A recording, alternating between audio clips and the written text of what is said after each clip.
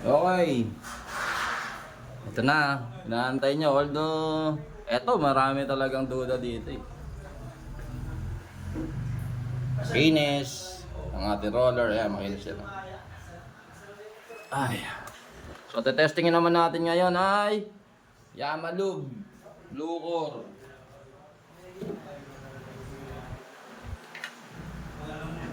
Bluecor.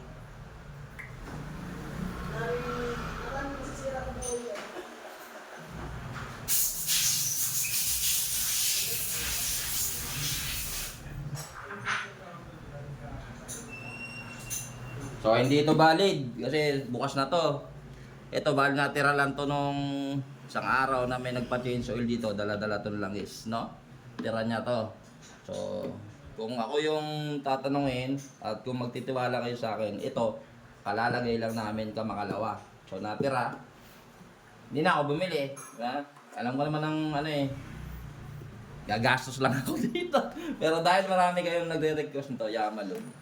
Yan. Hindi to legit ha, hindi legit na ano to, hindi invalid to. Hindi valid tong test na to. Dahil niya bukas na, nasabi ko na sa inyo, pag bukas na, hindi ko kino-consider as valid test, no? Yung mga nagagalit diyan, pambira kayo. Sinabi ko ng invalid. Invalid do yata yung mga utak nyo eh. Ayan o.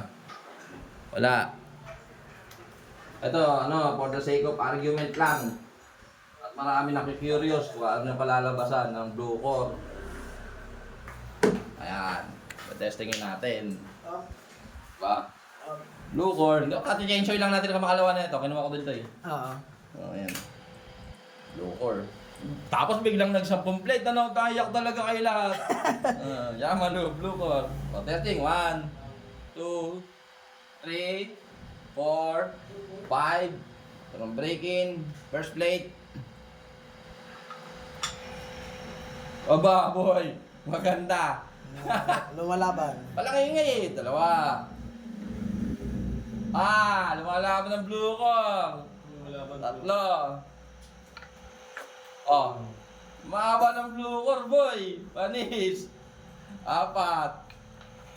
Oh, yun lang, 4 oh. Set. Pagka yung mga ano, nasa halos same price ng mga langis. Pagkaya ng ano, Pare-parehas lang sila. Oh. gaya ng speed tuner. Hit na hit nyo yung Bluecor ha. Shadow galit nyo sa Bluecor ha. Tignan mo, naka-4 na plate. Pero yung iba, Huwag mo nang tanong mataas yung iba. hindi wabon. Ayun o. Para na invalid pa rin ha. Pero kung magtitiwala kayo sa akin, magiging valid test na yun. Kasi nga, kaka-chechoy lang namin ito eh. Tingnan naman na natin yung ano damage.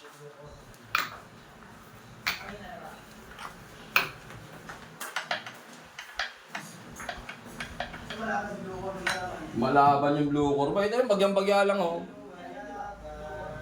Same lang din. Nalaban si Bluecor, galaan nyo ha.